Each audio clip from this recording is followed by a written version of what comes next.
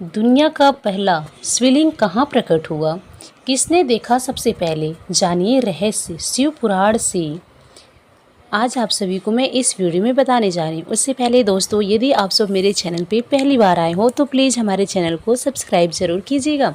नीचे bell icon button है, उसको ज़रूर प्रेस कीजिएगा ताकि आने वाले हर एक नोटिफिकेशन वीडियो आप तक सबसे पहले पहुँच सके। एक लाइक पक्का कीजिए। हर हर महादेव। आप सभी शिव भक्तों को साक्षात शिव स्वरूप सावन मास की मंगलमयी शुभकामनाएं। शिव की भक्ति न केवल मोक्ष का द्वार है बल्कि जीवन की हर दिशा में आलोक फैलाने वाला वो अद्वितीय स्रोत है जो अंधकार में भी ज्योति बनकर हमें राह दिखाता है। आज हम जानेंगे उस रहस्यमय क्षण के बारे में जब दुनिया में पहली बार शिवलिंग प्रकट हुआ, जो न केवल एक पत्थर की आकृति है बल्कि परम ब्रह्म और परमेश्वर का साकार प्रतीक है। दुनिया का पहला शिवलिंग एक रहस्यमयी कथा से जुड़ा हुआ है। शिवलिंग की उत्पत्ति और उसका पहला प्रकट स्वरूप हिंदू धर्म के आध्यात्मिक और रहस्यात्मक पहलुओं से संबंध रहता है। यह केवल एक आकृति नहीं बल्कि यह चेतना है जो निराकार होते हुए भी साकार अनुभव देती है।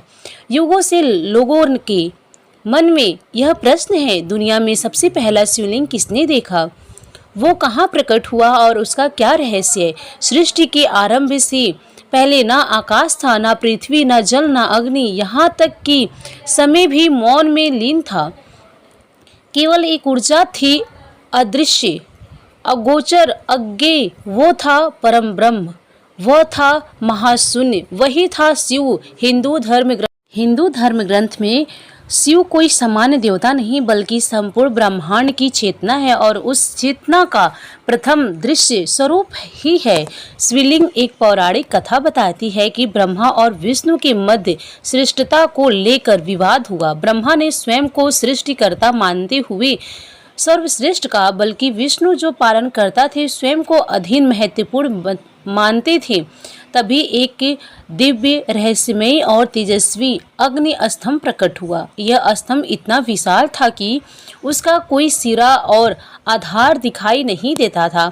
ब्रह्मा उसे ऊपर की ओर खोजने चल पड़े और विष्णु नीचे की ओर।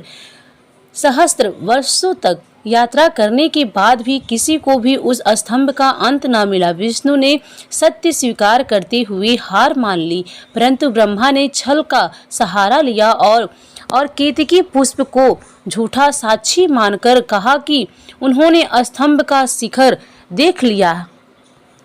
तभी अग्नि स्तंभ से गर्जना हुई और स्वयं भगवान शिव प्रकट हुए। उन्होंने ब्रह्मा से कहा, तुमने अत्यंत कहा, असत्य कहा, तुम्हारी पूजा इस सृष्टि में निषिद्ध रहेगी। और वहीं से केतकी पुष्प भी शिव पूजा में वर्जित हो गया।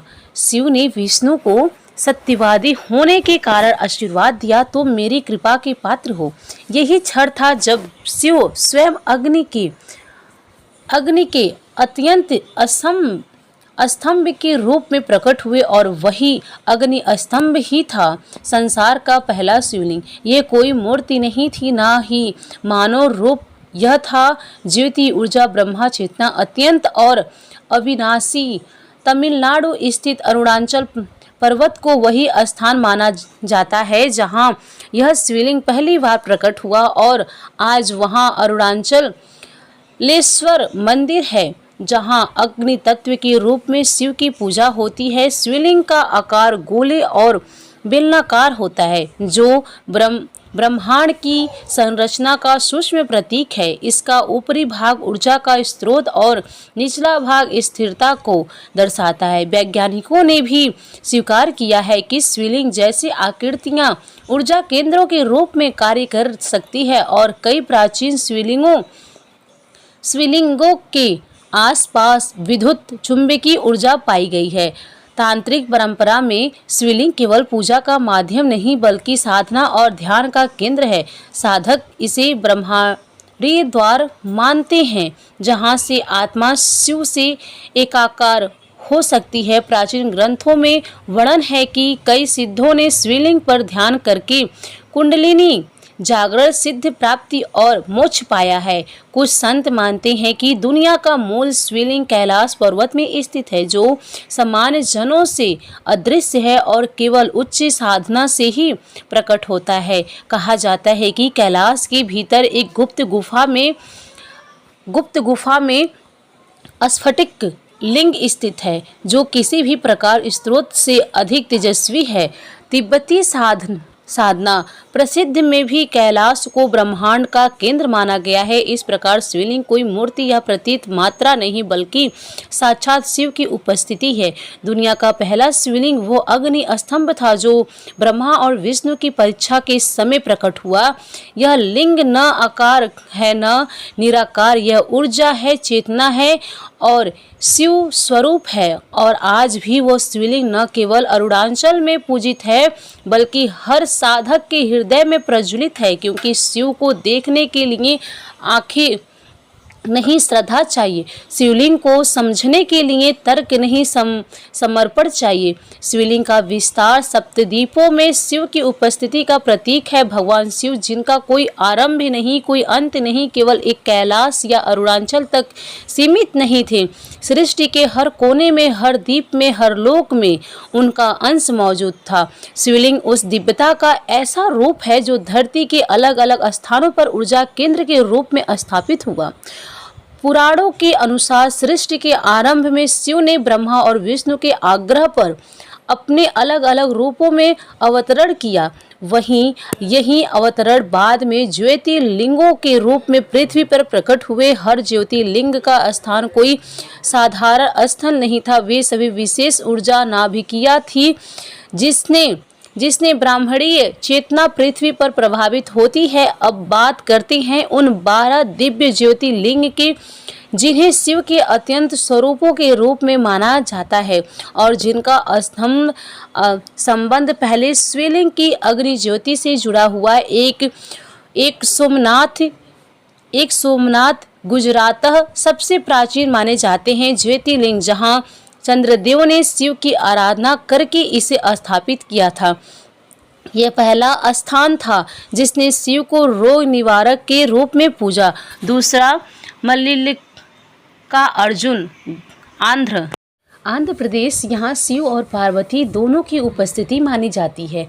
इसे दक्षिण का कैलाश भी कहा जाता है। तीसरा महाकालेश्वर उज्जैन मध्य प्रदेश, कालों के भी काल महाकाल, यह लिंग भूत भविष्य वर्तमान के बंधनों से परे हैं। 4 ओमकारेश्वर मध्य प्रदेश, नर्मदा के द्वीप पर बसा यह लिंग ओम ध्वनि की अनुकृति है। ब्रह्मांड की पहली ध्वनि। 5वां केदारनाथ उत्तराखंड, शिव के तांडव और ध्यान स्वरूप का प्रतिनिधित्व करता है। हिमालय के गर्भ में बसा एक ज्योतिर्लिंग आज भी रहस्यमय शक्तियों से घिरा हुआ है। 6 भीमा शंकर महाराष्ट्र, शिव के राक्षस त्रिपुरासुर का वध इस स्थान को पवित्र किया। ऊर्जा और क्रोध का संगम है। 7 काशी विश्वनाथ वाराणसी वही स्थान है जहां माना जाता है कि शिव स्वयं बसते हैं और यह नगर कभी नष्ट नहीं होता। 8 त्रयंबकेश्वर महाराष्ट्र, यह लिंग त्रिदेवों की एकता का प्रतीक है, ब्रह्मा विष्णु और महेश। 9 वैद्यनाथ झारखंड विहार, यहाँ शिव की रावण को वरदान देते हुए अपना लिंग स्थापित करवाया था। इसे आरोग्य शिव के रूप में पूजा जाता है। 10 नागेश्वर गुजरात, शिव ने ये दादुरक नामक राक्षस का वध किया था। यह लिंग दुष्टों के विनाश के रूप में प्रसिद्ध है। 11 रामेश्वर तमिलनाडु, भगवान राम ने शिवलिंग स्थापित कर रामेश्वर का पूजन किया। यहाँ शिव और विष्णु की एकता दिखाती है।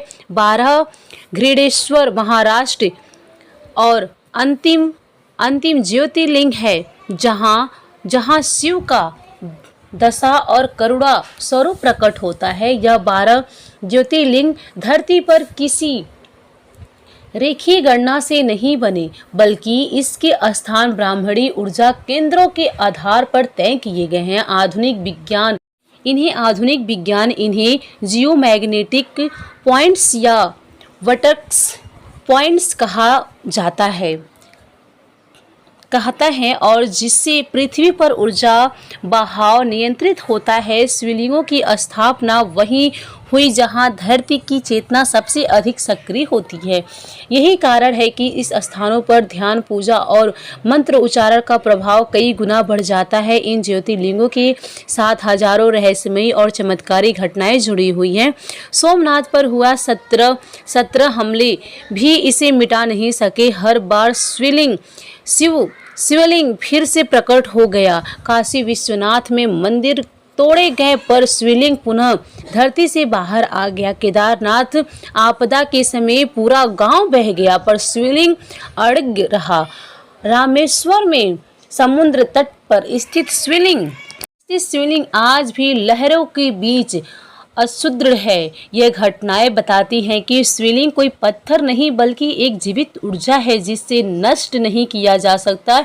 ज्योतिर्लिंग के आसपास आज भी तांत्रिक साधना होती है। यह साधना केवल मंत्रों का अज्ञों तक सीमित नहीं बल्कि शिवलिंग को एक ऊर्जा द्वारा मानकर उसमें प्रवेश की क्रिया होती है। तांत्रिक साधक मानते हैं कि शिवलिंग एक माध्यम से ब्रह्मांड की चेतना के साथ सीधा समर्पण संभव है। यही कारण है कि शिवलिंगों पर जल, बेलपत्र, भस्म आदि अर्पित करना एक वैज्ञानिक विधि है जिससे ऊर्जा संतुलित होती है। लिंग पुराण, शिव पुराण और स्कंद पुराण जैसे ग्रंथों में शिवलिंगों का विस्तृत वर्णन है। शिवलिंग की उत्पत्ति, उसकी शक्ति और साधना विधि, इन सबका रहस्य इसमें छिपा है। लिंग शब्द का अर्थ है जिसमें सबका लय हो, अर्थात जहां अंततः सब कुछ विलीन हो जाए, वही है शिवलिंग। यह जानकर आश्चर्य हुआ कि भारत के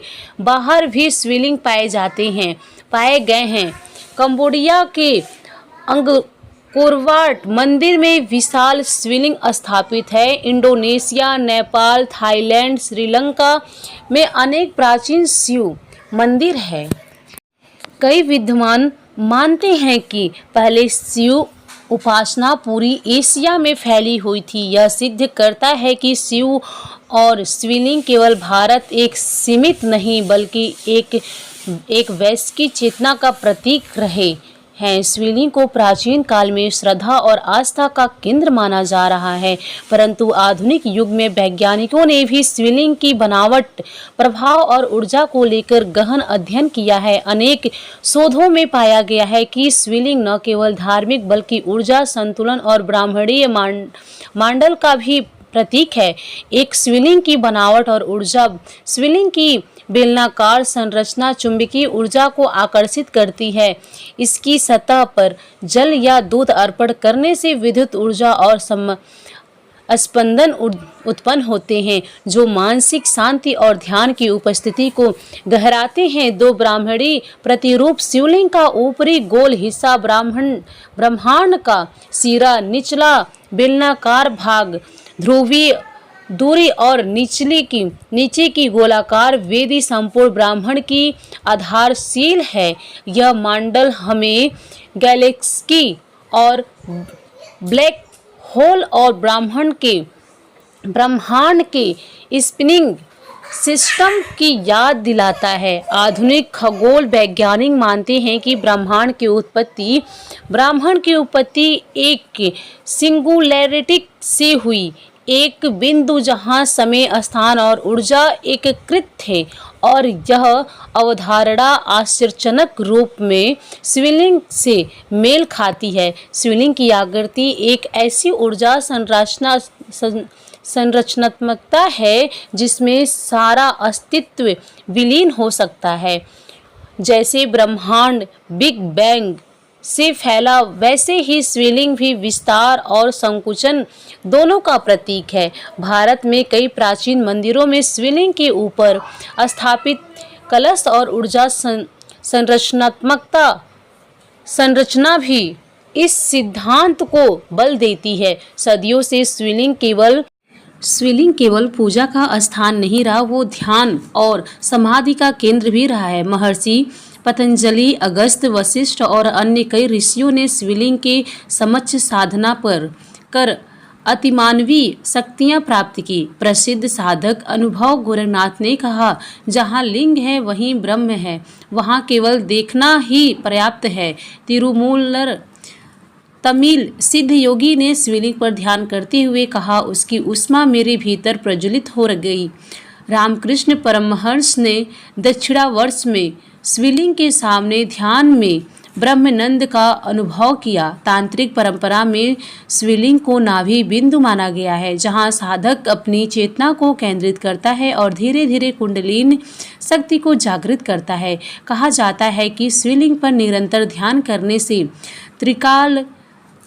त्रिकाल सृष्टि संभव है। यह काल, दिशा और गुरुत्वाकर्षण की सीमाओं को पार करने की शक्ति देता है। योगियों ने शिवलिंग के सम्मुख समाधि में जाकर मृत्यु पर भी विजय प्राप्त की। यह कोई कल्पना मात्र नहीं, बल्कि आज भी हिमालय में अनेक ऐसे योगी हैं जो शिवलिंग को ध्यान केंद्र बनाकर दिव्य शक्तियाँ साधते हैं। भारत और तिब्बत के कई ऐसे स्थान हैं जहां अदृश्य शिवलिंगों की मान्यता है। यह लिंग केवल उन्हीं साधकों को दृष्टिगोचर होते हैं जो साधना की उच्चतम अवस्था में पहुंचते हैं। कैलाश पर्वत के भीतर भी एक रहस्यमयी गुफा है जहां स्वयंभू अदृश्य ज्योतिर्लिंग का मूल स्वरूप स्थिर है। कई योगियों के अनुसार यह लिंग स्फटिक के समान पारदर्शी है, परंतु उसमें से निकलने वाली ऊर्जा इतनी प्रबल होती है कि सामान्य व्यक्ति वहां कुछ पल भी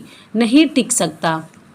किसी प्रकार मानसरोवर के किनारे तिब्बती साधु मानते हैं कि झील के भीतर जल की गहराई में एक दिव्य शिवलिंग स्थित है, जो केवल पूर्णिमा की रात को ही तपस्वियों को दिखता है। भारत के अनेक स्थानों पर आज भी ऐसे शिवलिंग हैं जो न तो किसी ने स्थापित किए, न किसी ने गढ़े। वे धरती में स्वयं प्रकट हुए, जल से निकले या आकाशीय घटनाओं से प्रकट हुए।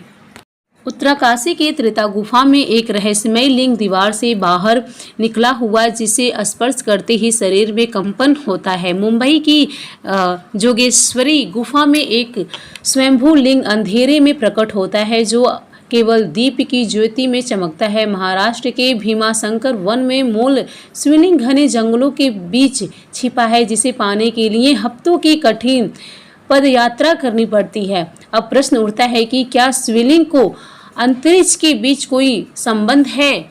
कई वैज्ञानिकों का मानना है कि प्राचीन शिवलिंगों की स्थापना विशेष खगोलीय नक्षत्रों और ग्रहों के रेखांकन को देखकर की गई थी। उदाहरण स्वरूप काशी विश्वनाथ और केदारनाथ मंदिर ऐसे भौगोलिक बिंदुओं पर स्थित है जहां से सीधी ध्रुव तारा, मृगशिरा नक्षत्र और ओरियन बेल्ट की रेखाएं स्पष्ट दिखाई देती हैं। इन मंदिरों की ऊर्जा, ध्वनि तरंगे और तापमान आज भी विज्ञान के लिए रहस्य बने हुए हैं। शिव पुराण और लिंग पुराण में वर्णन है कि एक ऐसा युग आएगा जब शिवलिंग अदृश्य हो जाएगा और केवल योग्य साधक ही उसे अपने हृदय में देख सकेंगे। तब ना मंदिर होंगे, ना मूर्ति, केवल अनुभव ही शिवलिंग होगा। यही परिवर्तन आज की चेतना में भी दिखाई दे रहा है। बाहरी पूजा से भीतरी अनुभूति की ओर। निष्कर्ष रूप में शिवलिंग कोई पत्थर मात्र नहीं, वह ब्रह्मांड की संरचना का प्रतीक है। ऊर्जा का केंद्र, ध्यान का द्वार और चेतना का शिखर। वैज्ञानिकों ने स्वीकार किया है कि इसकी संरचना ऊर्जा को संचित और उत्सर्जित करने में सक्षम है। साधकों ने इसे परम ब्रह्म तक पहुंचने का माध्यम माना है और आध्यात्मिक सृष्टि से उस अग्नि स्तंभ का प्रतीक है जो काल, दिशा और तत्वों से परे हैं। जब हम कहते हैं कि दुनिया का पहला शिवलिंग तो कोई भौतिक वस्तु नहीं बल्कि चेतना के प्रथम प्रकट रूप की बात होती है। पौराणिक मान्यताओं के अनुसार सृष्टि के आरंभ में जब ब्रह्मा और विष्णु की सृष्टि का विवाद हुआ, तब शिव स्वयं एक अग्नि स्तंभ के रूप में प्रकट हुए थे, जिसका कोई और छोर नहीं था। वही स्तंभ सृष्टि का पहला शिवलिंग था। अनिर्वचनीय, अविनाशी और चेतना का उद्गम स्रोत। कालांतर में वही लिंग अरुणाचल, कैलाश और 12 ज्योतिर्लिंग के रूप में प्रकट हुआ। आज भी ध्यान में लीन साधक उसी अग्नि लिंग को ललाट के सहस्त्रार चक्र में उदित होते हुए अनुभव करते हैं कि वह लिंग कोई दृष्टि वस्तु नहीं बल्कि चेतना की धार है, प्रकाश का झरना है जो भीतर से प्रकट होता है। इसी प्रकार अमरनाथ गुफा में हर वर्ष प्राकृतिक रूप में बनने वाला बर्फ का शिवलिंग भी वैज्ञानिकों के लिए रहस्य है, जो अमावस्या से पूर्णिमा तक घटता बढ़ता रहता है। उत्तराखंड का कपालेश्वर लिंग हिम के नीचे से स्वयं प्रकट हुआ और आज भी वहां केवल ऊर्जा की अनुभूति होती है, मूर्ति नहीं। भारत में कई गांवों में जब खेत जोते जाते हैं तो अचानक शिवलिंग प्रकट हो जाते हैं। वहां जैसे ही उन्हें हटाने की चेष्टा की जाती है, अपवादाएं घटित होती हैं। इससे लोग मानते हैं कि यह लिंग शिव की इच्छा से प्रकट हुए हैं।